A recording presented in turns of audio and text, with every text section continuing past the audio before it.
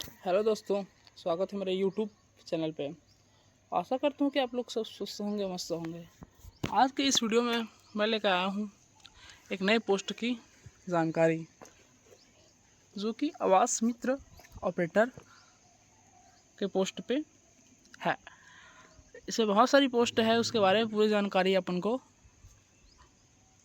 आपको हम देंगे। हम लोग यहाँ पर देखते हैं कि प्रधानमंत्री आवास योजना जो भर्ती है उसका वैकेंसी भी आया था, और एक ये दूसरा है, जैसे कि आवास मित्र का आया था। ओके, तो ये आया है अपन आवास योजना ग्रामीण अंतर्गत समन्वयक का, और सहायक प्रोग्रामर एंड सहायक ग्रेड 3 का, लेखापाल तथा डाटा एंट्री ऑपरेटर का। रिक्त पद कितनी है? 191 पोस्ट है। सुविधा की भर्ती है, जिला वाइज आप आवेदन कर सकते हैं। ओके, और ये जिला पंचायत स्तर पे निर्भर होगा। उसका कुल 61 तथा विकास खंड स्तर के कुल 131, इस प्रकार कुल 191 सुविधा की पदों की भर्ती होगी। ओके, ये आवेदन ऑफलाइन करनी होगी आपको पोस्ट ऑफिस के थ्रू। ओके, और फिर 18 सितंबर 2024 से पहले आवेदन आपको करनी होगी। और उसके बाद आपका डेट निकलने के बाद आपका क्या बोलते हैं, आवेदन आपको मान्य नहीं किया जाएगा, निरस्त कर दिया जाएगा, उसके द्वारा स्वीकारा नहीं जाएगा। ओके, अपना अगला थोड़ा सा देखते हैं कि इसके बारे में और जानकारी, पूरी जानकारी लेते हैं। यहाँ पर लोग देखते हैं कि यहाँ जैसे कि अपन देखते हैं विभाग का नाम है संचालय प्रधानमंत्री आवास योजना ग्रामीण छत्तीसगढ़, नवा रायपुर, अटल नगर। तो यहाँ से आप पोस्ट स्टार्टअप होता है, क्योंकि प्रधानमंत्री आवास योजना और उसी के ही द्वारा आता है। जैसे कि मुख्यमंत्री आवास योजना होता है और एक प्रधानमंत्री, तो ये पोस्ट कैसा है? प्रधानमंत्री आवास योजना के अंतर्गत। ओके, पद का नाम होगा आपका समन्वयक, सहायक प्रोग्रामर, सहायक ग्रेड 3, लेखापाल, data entry operator. Okay guys, फिर पदों की संख्या होगी 191। प्रक्रिया होगी आवेदन की, वो होगी ऑफलाइन। ओके, जॉब लेवल होगा छत्तीसगढ़ का राज्यश्री है, और नौकरी जो श्रेणी है वो आपका रहेगा स्थायी सुविधा रहेगा। आज के यहाँ पास हम लोग देखते हैं कि जॉब लेवल है वो राज्यश्री का रहेगा, और नौकरी श्रेणी सुविधा अस्थायी, क्योंकि आज के समय में कहा जाए तो स्थायी बहुत ही कम आ रहा है, सुविधा ही चाह रहा है।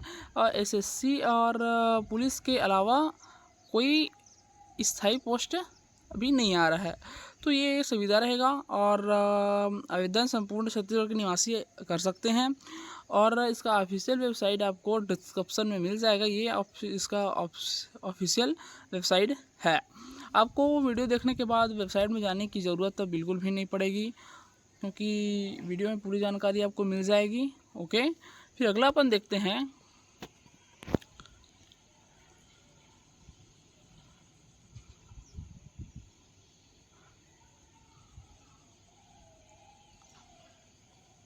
आपको आवेदन करना है, ऑफलाइन होगा, 18 सितंबर 2024 तक होना है अंतिम तिथि। और फिर आपको पात्र की सूची में आपका नाम जारी होगा। फिर क्या बोलते हैं, जैसे कि आप उसका वो दिया जाएगा, आपको जैसे डाउट है तो क्लियर करने के लिए आप आवेदन दे सकते हैं कि ये मेरा गलती मिस्टेक है, ऐसा करके, है ना। फिर उसका फाइनल लिमिटेड सूची आपको जारी हो जाएगा, और फिर आपको पात्र की फिर सूची आएगी, जो जिसमें आप क्या होगा, मेरिट डाउनलोड करके सिलेक्ट कर लिया जाएगा। ओके, समझ गए होंगे आप। और अगला अपन देखते हैं, यहाँ आपका एज होगा, आयु की बात करें तो न्यूनतम आयु होगा 21 वर्ष और अधिकतम आयु होगा 35 वर्ष। ओके, आयु की गणना होगी 1/9/2024 के अनुसार किया जाएगा। ओके गाइस, और देन इसका सैलरी भी देख लेते हैं, सैलरी कितना होगा। इसका सैलरी होगा जिला समन्वयक का होगा आपको 62,120 रुपये और प्रतिमाह, और सहायक अभियंता का होगा 51,000 से लेकर के 51,780 रुपये है। प्रशिक्षण समन्वयक का होगा 51,780 रुपये। सहायक प्रोग्रामर का होगा 35,165 रुपये और सहायक ग्रेड 3 का होगा 18,000 रुपये और लेखापाल का होगा 23,350 रुपये। ओके, आप देख सकते हैं यहाँ सहायक अभियंता और इसका है ना। फिर अगला थोड़ा सा अपन देखते हैं, यहाँ थोड़ा सा अगले पोस्ट के बारे में आपको बता रहे हैं कि डाटा एंट्री ऑपरेटर का होगा 23,350 रुपये और विकास खंड समन्वयक का होगा 39,875 रुपये और तकनीकी सहायक का होगा 35,165 रुपये। ओके, फिर इसका क्वालिफिकेशन के लिए देखते हैं इसका क्वालिफिकेशन क्या मांग रहा है। ओके, इसका आवेदन फीस आपको निःशुल्क रहेगा, बिल्कुल भी आपको पेमेंट फीस नहीं करना होगा। ओके, आवेदन फीस निःशुल्क रहेगा। आपको ऑफलाइन करना है, ऑफलाइन में वैसे बहुत ही कम शुल्क रखा जाता है। ओके, अगला अपन देखते हैं।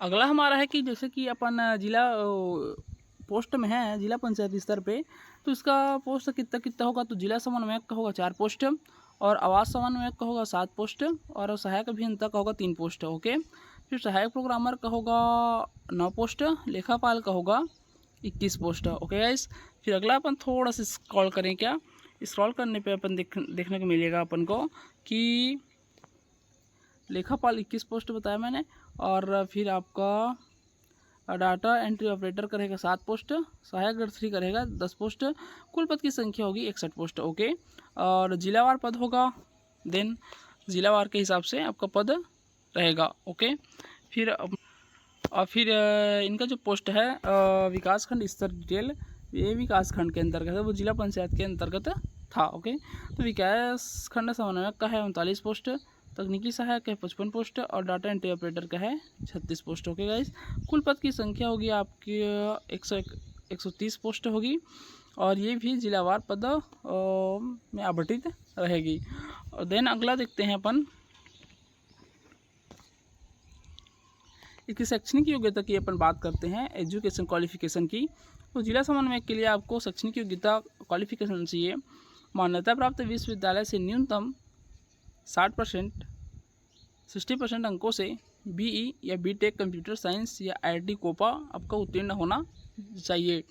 यहाँ बीसीए को भी देना था बट बीसीए यहाँ पास नहीं दिया गया है क्योंकि बीसीए में तो कंप्यूटर होता ही होता है ना। तो आप इसमें आवेदन कर सकते हैं। फिर आपका सहायक अभियंता के लिए मान्यता प्राप्त विश्वविद्यालय से न्यूनतम 60% अंकों से बीई बीटेक सिविल इंजीनियर उत्तीर्ण होना आपको आवश्यक है।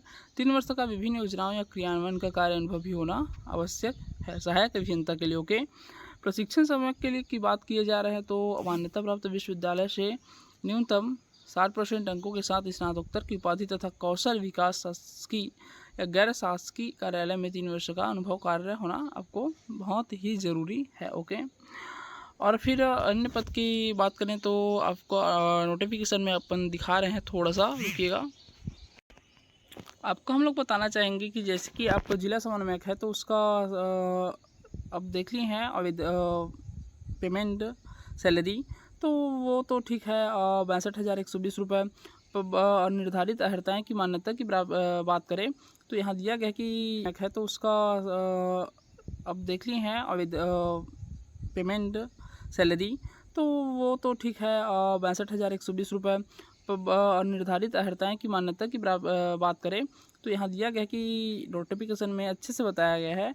एक मान्यता प्राप्त विश्वविद्यालय से आपको स्थान BE B Tech civil computer science अथवा सूचना प्रौद्योगिकी के साथ 60% आपका उत्तीर्ण होना आवश्यक है। ओके, अथवा आपके पास वो नहीं तो आप एमसीए कर उत्तीर्ण होना चाहिए 60% के साथ। फिर कम से कम 5 वर्ष का शासकीय गैर शासकीय विभिन्न कार्यालय के अंतर्गत विभिन्न योजनाओं के तहत आपको क्या होना चाहिए, कार्य का अनुभव होना आपको ज़रूरी है। ओके गाइस, फिर अपना देखते हैं कि इसका मेरिट अंक निर्धारण कैसे होगा। तो हायर सेकेंडरी से प्राप्त प्रतिशत के हिसाब से आपको 100 अंक का जो क्या दिया जाएगा, बजट दिया जाएगा। तो ये 20 नंबर इसमें आपको मिलेगा। अनिवार्य शैक्षणिक योग्यता के प्राप्त प्रतिशत पर 100 अंकों का वेटेज मिलेगा। फिर उसके 30 नंबर उसको मिलेगा। फिर अनुभव होने पर आपको 20 नंबर उसका मिलेगा। ओके। फिर कंप्यूटर जिसकी प्रौद्योगिकी परीक्षा पर आपको जैसे 100 अंकों का वेटेज देते हुए क्या करना है, उसको 20 अंक का साक्षात्कार 100 अंक का होगा, फिर उसको भी देते हुए आपको 10 नंबर मिलेगा। ओके, तो इस तरह से आपको हो जाएगा 20, 40, 60, 90 और 100, है ना। फिर अगला अपन थोड़ा सा स्क्रॉल करने सहायक ग्रेड 3 की बात करते हैं तो इसका लेवल ग्रेड 3 है तो 18,000 इसका होगा लेवल 4 के तहत। और प्रशासन के द्वारा सहारती अर्हतानुसार होगी। हायर सेकेंडरी से प्राप्त प्रतिशत पर 100 अंकों का विजिट होगा, जिसमें 30 अंक आपको दिया जाएगा। ओके, और अनिवार्यता योग्यता प्राप्त होने पर आपको 100 अंक देते हुए उसको 30 नंबर जोड़ लिया जाएगा, ऐसे करके। और अनुभव होने पर भी उसका आपको नंबर मिलेगा। प्रशिक्षण होना ज़रूरी है आपको कंप्यूटर। ओके, और प्राथमिकता किसको मिलेगा, जो इसके पास कार्य अनुभव होगा और एक्सपीरियंस होना ज़रूरी है आपके पास, तो इनको प्राथमिकता मिलेगा। देन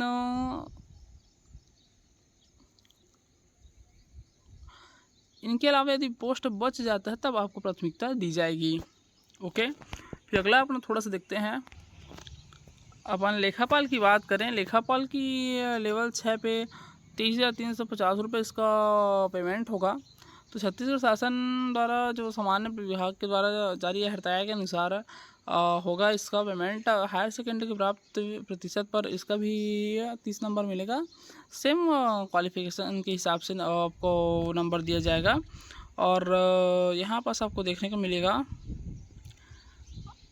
शासकीय कार्य अनुभव पर भी वही है ना। तो प्राथमिकता इसमें भी आपको क्या क्या मिलेगा कि आवास योजना इसका जो प्राथमिकता रहेगा उच्च शिक्षा M.Com को प्राथमिकता दिया जाएगा लेखापाल के लिए, क्योंकि B.Com का जो सब्जेक्ट है M.Com का वो वही रहता है ना, बैंकिंग वगैरह थ्रू। और थोड़ा सा आगे देखते हैं अपन डाटा एंट्री ऑपरेटर की बात करते हैं।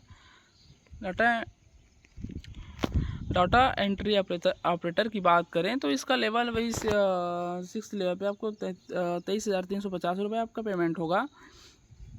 और हायर सेकेंडरी प्राप्त जैसे कि मेरिट हेतु अंक निर्धारण किया गया है, वैसे ही इसका भी आपको बताया जा चुका है, वही रहेगा डाटा एंट्री ऑपरेटर के लिए कि जो सेकेंडरी के हायर सेकेंडरी के हिसाब से प्रतिशत के अंक पर 30 अंक निर्धारित किए जाएंगे।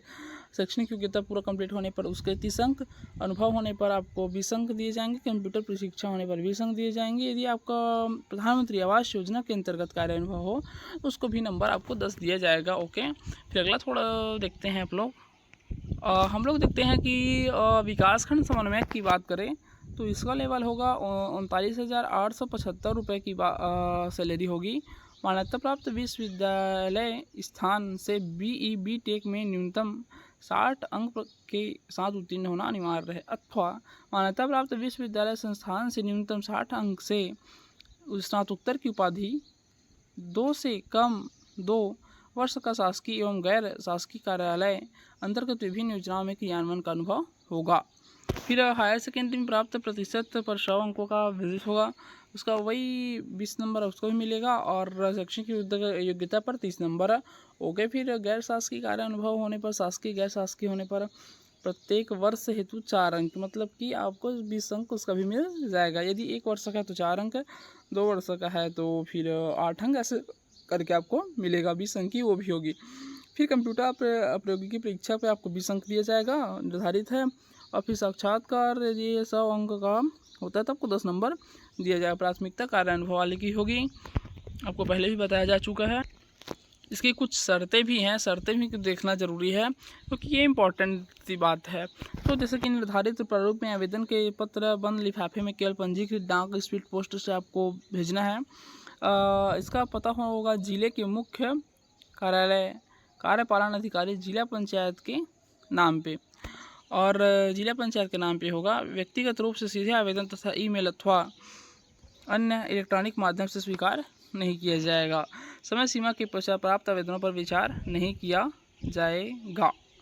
फिर आपको देखना होगा कि आयु न्यूनतम 21 वर्ष एवं अधिकतम 35 वर्ष सामान्य प्रशासन विभाग द्वारा समय समय पर जारी छूट संबंधी आदेश निर्देश संविदा नियुक्ति के लिए लागू होंगे।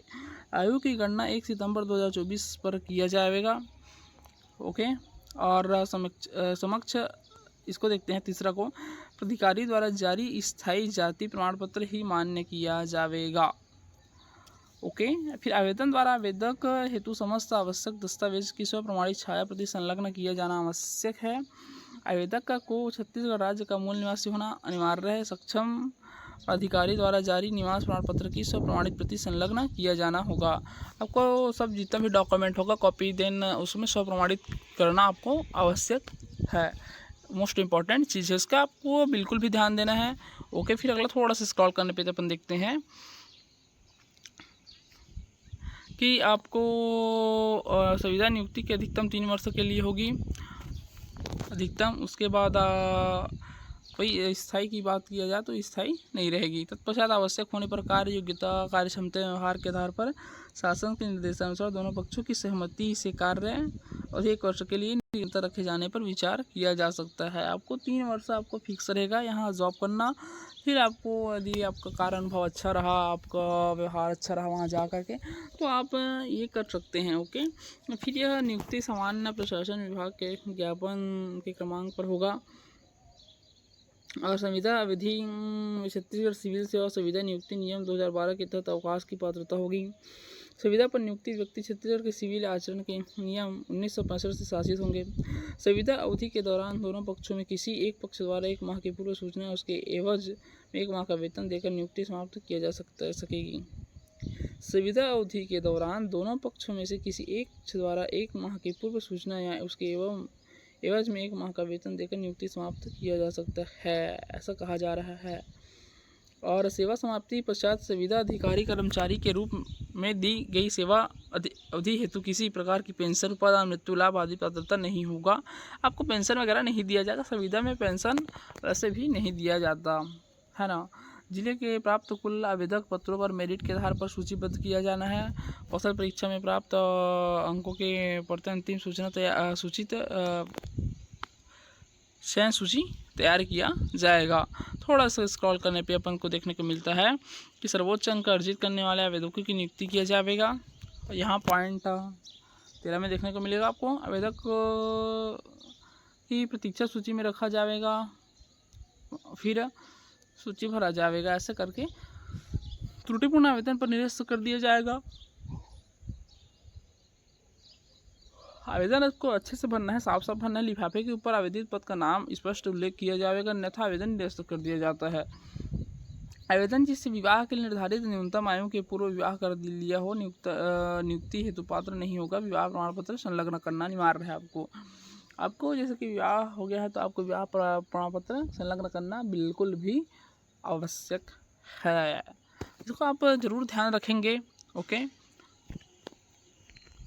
आवेदन फॉर्म की बात करते हैं तो आपको यहाँ आपको साफ आपको क्लियर भरना होगा।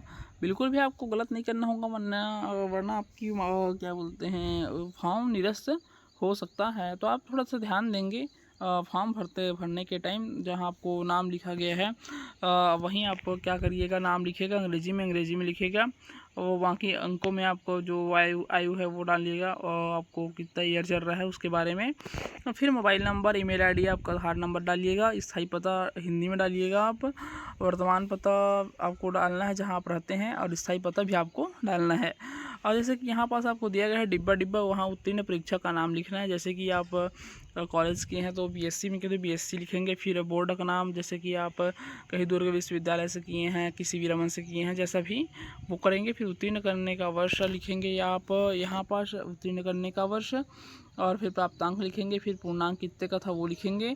प्राप्तांक का प्रतिशत लिखेंगे आप, प्राप्तांक में कितना प्रतिशत आता है आपको। फिर श्रेणी लिखेंगे A, B और C, D, ऐसा जैसे भी आपको आया है। ओके गाइस, फिर अपन तो आपको आवेदन भरते छोटी छोटी चीज़ों पे थोड़ा सा ध्यान देंगे। और वीडियो को लाइक करें, चैनल को सब्सक्राइब करें। देन इस प्रकार की जानकारी के लिए आप हमारे साथ बिल्कुल ज़रूर बने रहिए। CG job alert vacancies. Okay guys, thank you.